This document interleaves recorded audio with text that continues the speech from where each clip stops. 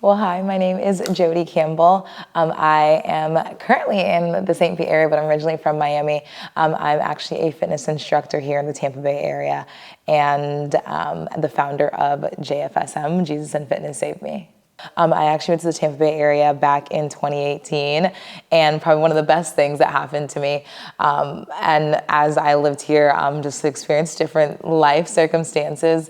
One of the probably hardest and most stressful things was I got engaged, and a few months, a while after we broke off the engagement, and I experienced the worst season of my life. Just really feeling like so much loss, so much like hopelessness. And the only thing that, like, to make a very long story short, that I could really lean on was fitness and Jesus. And like, perfect order is Jesus and fitness, which is exactly how I came up with Jesus and Fitness Saved Me. It just was one of those things where I didn't think that I could be successful at really anything else, or nothing else really felt successful at all. But going into a gym and moving my body, and being able to show up in a way that I didn't even know would be able to help me years later. So that happened back in 2022, I believe. And now we're in 2025. And just to be able to look back and see like how really I've been able to just sink into the fitness space. Not just, I mean, first I came in as a student, and now I'm able to be an instructor and a student. And it's been a whirlwind, but the best story that Jesus could have ever written was him really just saving my life and giving me a platform to do what I do. I, was raised in the church, was like raised a Christian, like family, like very religious, and very spiritual, I should say. And I went through this phase where I learned to have a relationship with Jesus myself because of my own life experiences. And kind of I mentioned earlier, is like I had this phase where I went through engagement and then the break off of the engagement. And it was probably one of the hardest things. And in that time is when I realized, like, this person isn't here. Like, this is not going to be a thing anymore. And we're great friends now. Like, we're cool now. But at that time, it didn't feel good. Like, at that time, it was very, very miserable. And I felt like I lost everything. Like, I feel like I was in a space of loss, and the grief and the feeling that came along with it, like, you can't explain that to anyone. And I would never wish it on anyone. But during that time is when I started to cling to my faith even more, because like, God, literally, you are the only one who can save me and take care of me right now, because I feel like I don't have a reason to be here. And you don't understand that feeling until you're there. Like, you don't understand that feeling until you're in that space and you're like, this is what it feels like. And I remember, we went through a phase where we tried to figure things out. And I remember that final like conversation we had where it was like, okay, this is not it. Like, this is not going to happen. It's not going to work. And I remember that day like so clearly. It was October 13th. It was a Sunday. And that I like, again, that feeling of not wanting to be there, that feeling of not wanting to live, to be like, I could only be in certain places for like 2 hours at a time before I like would just break and like cry and not be okay. And for me, I didn't really have a reason to like want to live. Like, yeah, I have my family. Like, I love my family. Like, I would never want anything to happen to my family. But it's that feeling of like hopelessness where you're like, okay, like, I do not want to live. And that morning I tried to commit suicide. And in all of that happening, my mom called me 9 times. And my mom she's probably one of the coolest moms I know. Not because of that scenario, but she's just so cool. Like, some people are like, my kids are so cool. And it's so cool to be her daughter. But in that, she knew something was going on. Like, she knew something was off. And she called me and called me and called me.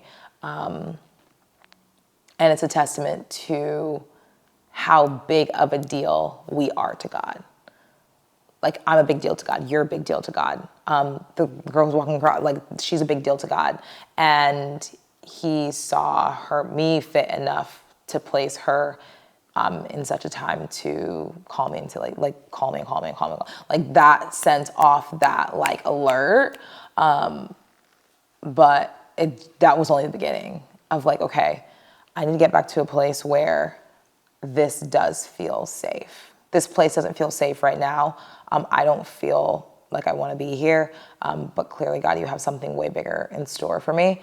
And it was like in that time frame that, I mean, I was still going to the gym, I was still working out, like all the things, but at that moment, I wholeheartedly believe like that is when Jesus saved my life.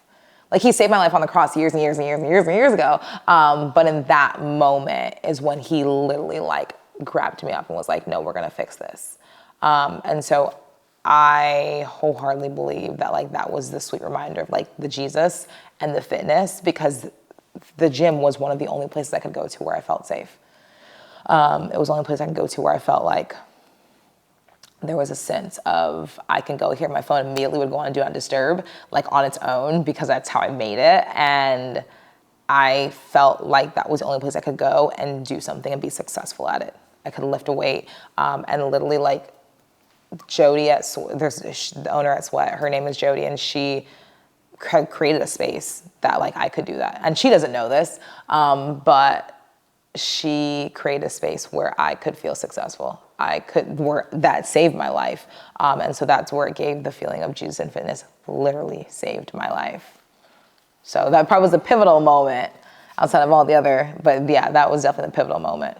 The biggest thing, and it's interesting because I say it all the time in my classes, is you can do hard things. Like tell yourself I can do hard things. Like, and then do the hard thing. Because you may not need it right now, but later on down the road, you're building that muscle memory. You're building that thing that says, I've already conditioned myself to do the hard things. So when the harder thing comes along, I've already been prepared to do it. I've been doing the hard thing. And I think that is one of the things that, again, saved my life was I constantly was doing the hard thing in the gym. I constantly was pushing.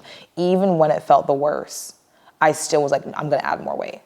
Yes, I can do one more rep. Yes, I can do one more thing. Yes, I can show up for myself. 5 o'clock or 4 o'clock, the alarm would go off, and it's like, okay, you have to go to 5 o'clock class. Like, yes, you're going to get up. Yes, you're going to do it. And I would tell anyone that, get up, do it. Like, just get up. Like, literally, girl, get up. Like, get out of the bed. And that was me, like, telling myself, girl, get out of the bed. And I would tell anyone that is, like, literally just get up. Tell yourself, yes, I can. And that's not going to fix it. That's not going to make it perfect. But that's the thing that says, okay, I'm conditioning myself for when the hard thing does come. And I really do feel like I am not going to make it. At that moment, it becomes a lot sweeter. The best example would be when you take a deep breath and you're holding your breath. Like when you finally exhale, like that is that feeling of Jesus saving you. Because all this time you've been holding your breath and you've been doing it on your own. And then when he comes in and says like, baby girl, I got you. Like, I'm gonna take care of you.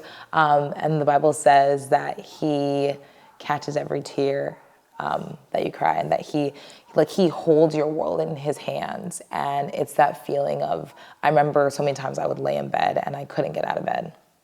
And I remember my sister and I lived together, and she would come in the room and she'd be like, Joe, you gotta get up. Joe, you gotta get up. Gotta get up. Like, you have to get up. And that was that feeling of Jesus saying, I'm saving your life through the people that I'm putting around you.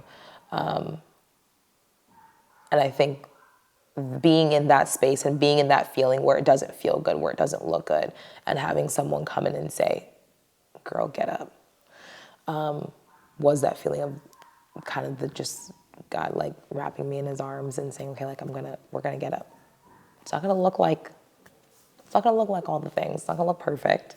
But but it's that cradling feeling. It's that like warm, loving feeling. And they're the people who were there when the moments happened, made you feel safe, made me feel safe when I didn't.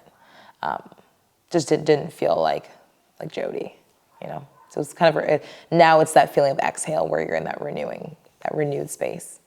I'm a private person in general. I don't want people on my business. But when you start to really trust the people and you trust the things around you, it's huge. And I think for me, the prayer before, and like the friends I have now and the people I have in my corner now, that's only God sent, because I remember so clearly praying. I'm like, God, please put the people in my life, put the woman in my life, put the men in my life, that when the time comes and I have a family, that they will lay hands on me, that they would pray over me, they would pray over my family in good doctrine, and that they would do things unto you as it relates to me. And those are the women I want in my life. And I feel that that's what I have. And so that was a prayer of mine. And so having those people, it's a big deal, because when you can trust them and when you can feel safe around them, like I use the word safety a lot, but it's a big deal. Like for you to be, it's not just a relationship or, husband, wife, boyfriend, girlfriend situation. It's when you're my friend, I should feel safe around you, that when I tell you things, that it's safe there.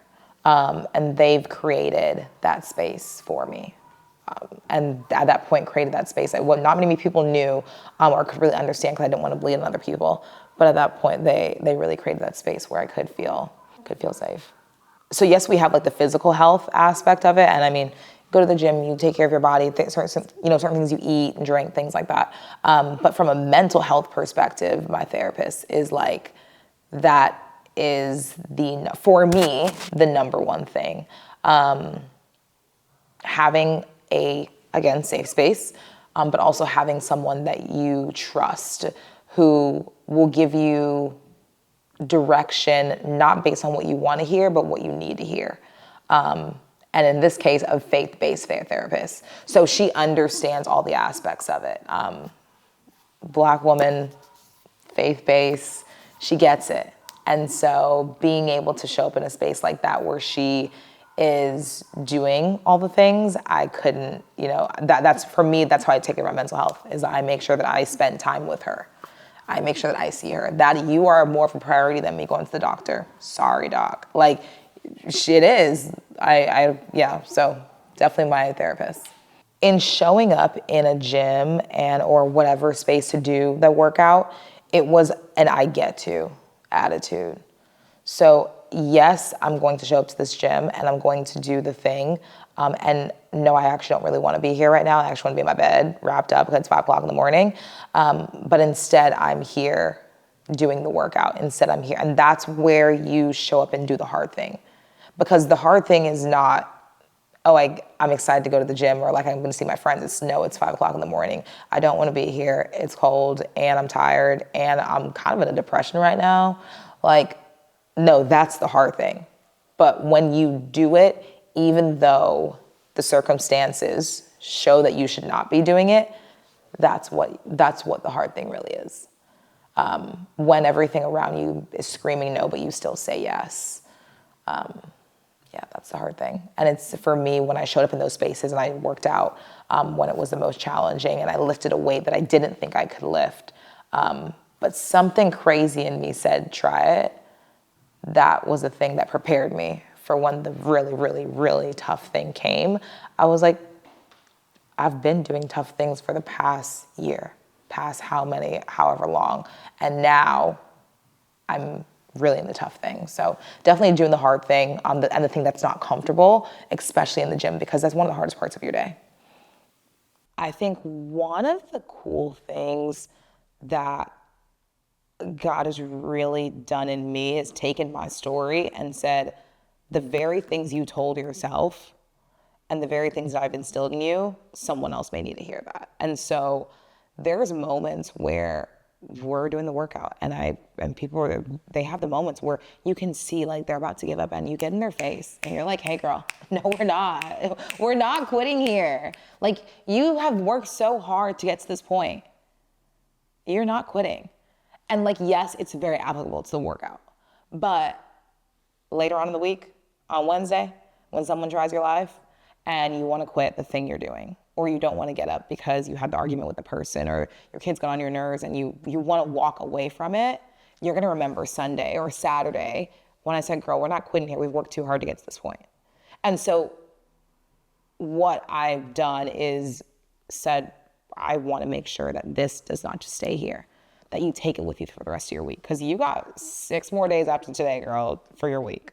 And once we create that space for people to feel that, it's a whole different dynamic, because now, you know, later on in the week, I'm getting texts like, hey girl, I literally told myself today I can do hard things. And it's becoming a trend now, which is cool, so cool, because now you believe in yourself. Like, I believe in you. Like, that's a given. I believe in you, and I'm going to show you that I believe in you. And so now we're creating that space where people show up. They believe in themselves. They believe in their neighbor believes in them. And we have a community of people who are actually like showing up, and like, it's a full circle moment where they feel like they are seen and they can show up as their authentic selves and feel like they can actually do the hard things. So again, it transcends. It doesn't just stop at that moment, but it really takes them through the rest of the week, the rest of their month. So yeah.